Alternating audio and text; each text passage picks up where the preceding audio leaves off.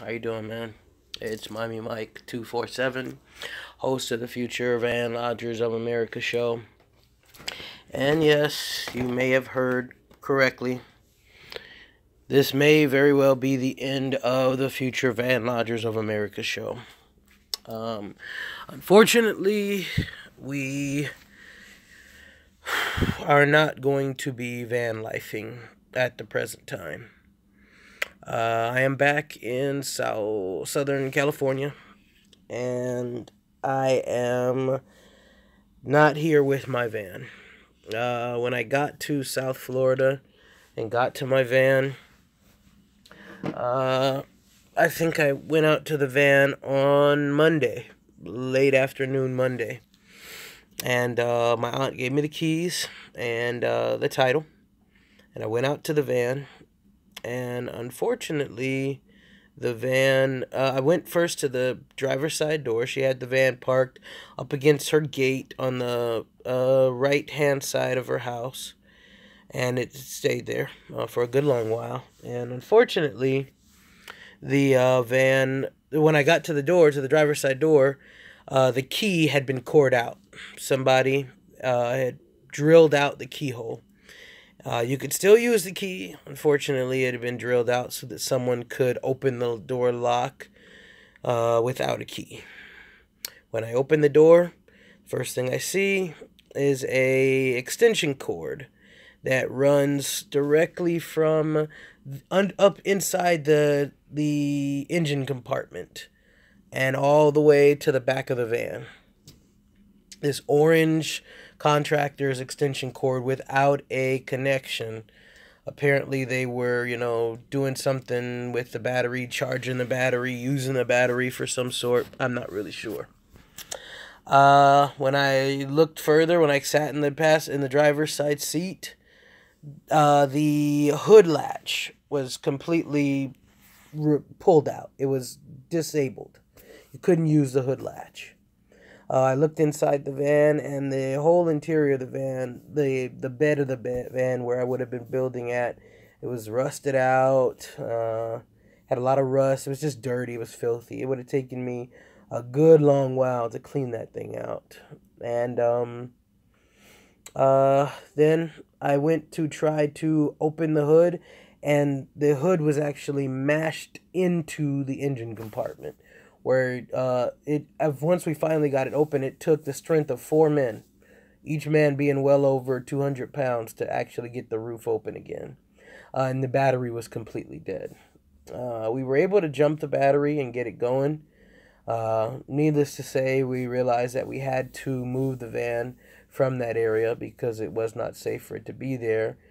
We drove the van not even 5 miles. I'll get the exact mileage from where we drove it to my other aunt's house. And just as it made it to the street where my aunt was driving at, steam started flowing out of the engine because the roof, we had to actually bend the roof to get the roof open. And steam started pouring out of the engine roof area. My uncle jumped out and basically said, water was just pouring out of the back of the engine. So I left the van with him. I went back to my aunt's house, and I started to think. I just reviewed the entire scenario from beginning to end with that van, with all of it, and where all I would have to go in order to make that happen. And I made a decision. I gave my uncle the title to the van. He claimed that he would try to sell it, and if not, he'd just give me some money for it. However that goes. And I bought a one-way plane ticket back home to California, and I'm here. Am I disappointed? Hell, fuck yes. Am I frustrated? Not so much. It's disappointing. I really had my heart set on starting van life in my hometown. I really was excited, but I finally made the decision that if I had to start van life and live in worse and put myself and my family in worse conditions than I had uh, previously existing and currently existing here in Southern California, that wasn't a decision I was prepared to make. Van life was to be a better scenario than what we have here in Southern California, not worse. And the position where I was at with van life on Monday would have been worse. I'd have been struggling to try to get this van going. I only bought the van under the auspices that it was good enough to be able to drive it without having to make major repairs, at least until January. And I mean, my uncle drove it down the street. My one aunt, she lives, I want to say about 40 blocks north and south away from the other aunt. So it was not even a long drive. And already stuff is flying off now. To add to the mix, the guys that live directly across from my aunt, they're junk car men. They make their living. They earn their money via junk cars. And they actually have a Chevy Astro van. It's the passenger version, but it's a Chevy Astro van nonetheless. What is this notification? A new friend suggestion? We'll see. But yeah, they actually are junk men, and they have a Chevy Astro van, and they parked that Chevy Astro van directly across from where my Astro van was parked at. Also, someone just commented, God had a plan for your life. I'm sorry, the comments went away. Let me see if I can pull up the comments as well. Show live chat messages. Yes, let's show them. God had a plan for your life here. Who knows where your blessings are? Amen, Sister Clara. I truly believe that. The plans are changing, but the story goes on. And like I say, we may not be stopping van life altogether. We're going to do van life, folks. The concept of van life, it gets me. I think now we're going to continue on. Like I said, the guys across, they junk cars for a living. They have tow trucks for a living. And my aunt parked the van directly across from their house where they have a Chevy Astro van, albeit passenger version. Anybody that knows anything about Chevy Astro vans they are treasured vans. People keep them until the wheels literally fall off. So just paint a picture. You're a junk man. You're a tow truck man. You literally see a van right across the street from you that is the exact type of van that you use. You know its value. Now, mind you, my aunt still had her hurricane shutters up on the windows of the side of the house where the van was. And she mentioned to me that late at night, a couple of nights, she heard noises outside by that area. But, she couldn't see out of the windows because they were boarded up. They had shutters on them, aluminum metal shutters on them, sheet metal shutters. And, she never thought anything about it. She said she even thought maybe to go out there. But I'm just going to tell you, folks, breaking into somebody's car, that's a 30-year felony anywhere in the country. You're facing 30 years. If my elderly aunt had gone out there, they would have shot her dead. That's a fact. If you're bold enough to go break into somebody's car, you're either a crackhead or you come strapped. And Florida is a right to carry state. I doubt you would have been stand your ground type of state. Now, I doubt they would have had any grounds for that, but yeah, I'm very glad my aunt didn't go out there because there's nothing she could have done except identify someone who would have had every incentive to kill her. Now back to that. Oh, also, while we were there investigating the van, at no time that we were there investigating the van were we ever alone. One member of that family across the ways, was always there watching us the entire time, all the way down to when we got the van running and drove off. Now, when we got the hood of the van open, my uncle wanted to ultimately fire it up, test the battery, hook it up to jumper cables. Nobody had jumper cables. Folks, I don't care if you got a brand new car. I don't care if you have AAA. You better always keep some jumper cables in your vehicle. It's the life of your car. So, I'm a bold guy. You guys know me. I'm on YouTube. Nothing don't scare me. I walked straight over to those guys, and I told them, I'm like, hey, you guys got jumper cables? We need them. Now, that was a test for me. I wanted to see how they reacted. If they had said no, then that for sure, those are the guys that fucked up my van.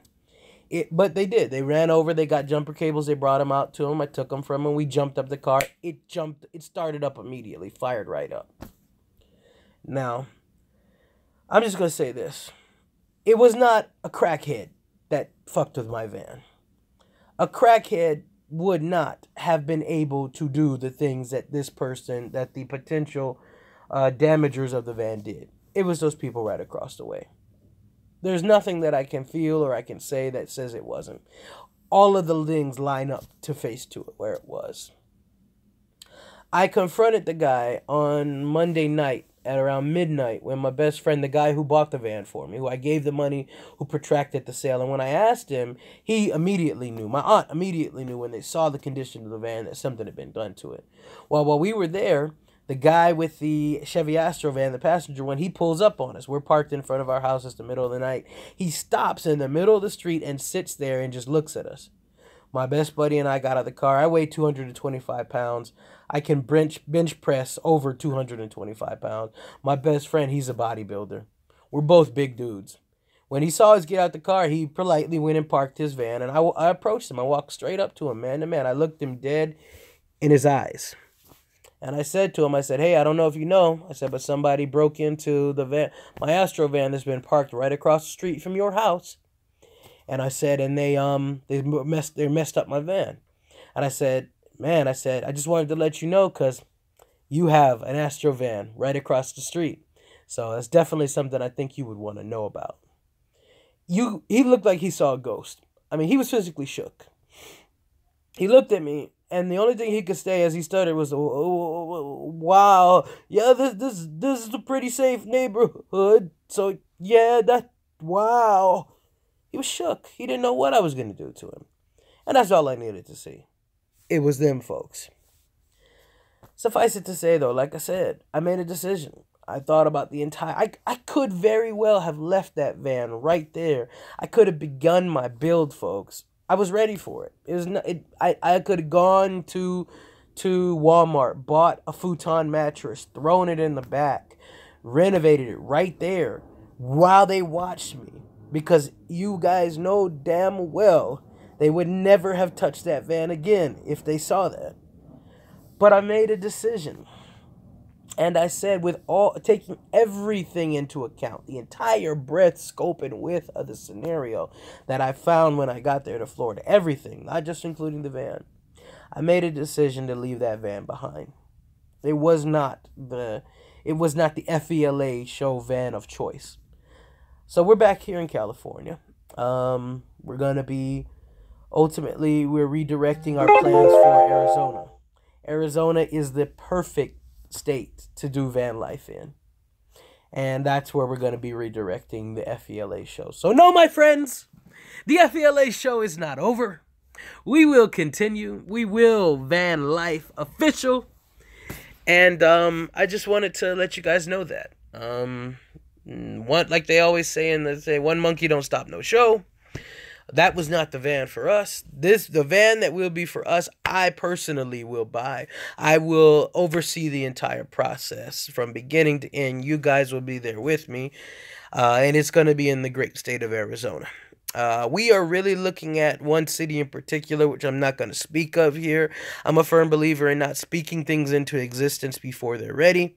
I never started the FELA show until I had bought that van, sight unseen, but I trust my boy Nick, and from what I saw, he made a good decision. That van could have done van life. It's just everything that came into play, it was not the van life van for me, quote unquote, so... I am home. I'm taking the next week, maybe 2 weeks off just to recuperate. I'm still sick. I'll be going to the doctor in a little bit to find out exactly what's going on. Maybe get a chest x-ray. They didn't do one in Florida, but I want a chest x-ray because I still have a lot of mucus in my lungs and all of that. I am on medicine still. I'm still taking the antibiotics and everything like that. And good home cooking as well. Oh, my family here missed me, man. Oh, they were awesome when I got home, and my wife is at work now. The dogs are in the back, but just wanted to clue you guys in on that. I got to be honest. The biggest issue I had, I felt like a fucking failure. Excuse my French to anyone who's against that, but I felt like a fucking failure. I felt like I had gone this entire journey. I felt like, man, I was doomed. But I've had some time to rest on it now. And was I a bit... Did I force this thing? Yes, I forced it. I didn't let it take its course. To be honest with you, I really should not have bought that van. I should have waited. But I'm a very impulsive person. I I've always been that way. I have ADHD, if you guys can't tell. I am hyperactive. I have a very difficult time paying attention to detail, and I'm an impulsive guy. This here probably cured me of that in many respects as it goes to van life things and of that measure. But yeah. The next time, I'm gonna involve my wife more in the process, my parents in the process for their guidance. Consult more of you guys and the more better folks, and I'll personally be there when I purchase another van so that this doesn't happen again. It's gonna be closer to our home base, Arizona. My wife and I will be there for the RTR. Well, I'll be there, and we're gonna get a hotel near there, and I'm gonna check it out. If I see anything untoward, like any madness, what's been going on at that van build that Crystal Vanner has been talking about, has been going through, anything like that, we won't be there. Arizona is an open carry state. If I see anything of that measure, I won't be there because I'm a crazy son of a gun. And I protect my family vigilantly. And there is no way that I would put my wife in a compromised situation where anything even remotely similar to what Crystal Vanner had to go through at that van build would even be present. I'm certifiable, people. I am flat out certifiable. And I would do damage over my loved ones and people that I care about. We got some comments. Clara says, I am thinking about a build. Well, so am I. I'm still going to build, Clara. But I would give you, take my journey as an example. Choose the right van. Seeing the Chevy Astro van is definitely doable. It's a V6. But I think my next van purchase will be a little bit larger van. I definitely like the concept of having room to operate in the van. So these are things that I've learned. But yeah, I will be checking out RTR. We'll get a hotel room over there, see how it looks, see how it feels. But yeah, if there's any madness like went on at that van build that Crystal Vanner had to survive, no, you guys won't see me or my wife at RTR. But knowing, Bob Wells, and knowing the way he handles himself circumspectly, I still feel like the RTR would be something that I would do. All respect to Mr. Wells and RTR and all of that. That's about it, guys. FVLA show will continue. We will eventually be looking into another van sometime soon. Stay tuned for that. But yeah, van life has to be postponed for now. This is a postponement, not an end. That van was not right for us. Van life will begin again in the great state of Arizona. And we appreciate you guys' continued, support and following us. We thank you guys for that. And we'll be in touch. So to all of you guys watching, we lost a couple folks, but that's cool. We appreciate you. And stay tuned, guys. Thank you, guys. I am Miami Mike 247. I'll always be Miami Mike. Miami will never be the place that I reside again. I'll also never again buy a vehicle in the state of Florida. That will never happen again. At best, we'll rent vehicles in the state of Florida. But that's that. Thank you guys for watching. Thank you guys for tuning in. Thank you guys for supporting. Later shall be greater. FVLA show lives on. And we'll talk to you guys soon. For the Future Van Lodgers of America show, I am Miami Mike. We'll see you guys later.